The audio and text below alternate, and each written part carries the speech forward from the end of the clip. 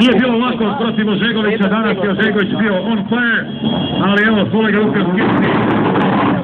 I slavi naravno kako se priliči rejserima tamo na ulasku pred starti prostora.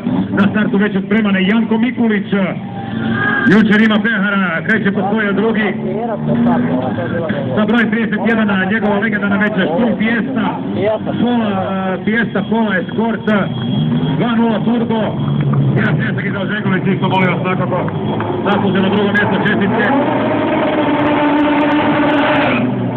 Dakle, Janko Mikulić, rekli smo 4 pogona, 2.0 turbaka, 550 konja, ide protiv brutalno brzog Igora Kovačića i njegove Korse. Prvi auto koji smo vidjeli u životu da vozi s prednjim pogonom 10 sekundi, čak je vrijeme auta bilo 9.9 na mjesto.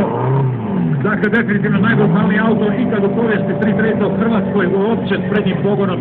Mi smo imali brži auto. Ovo će biti jako napeto finale klase 10. Janko Mikulić, Igor Kovačić.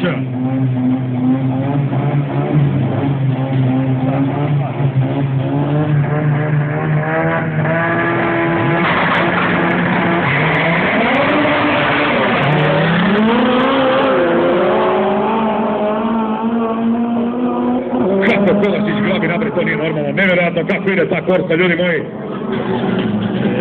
Igor Kovačić, da vidimo vremena, sve je regulo 10.222 i 10.8 je vozio Janko.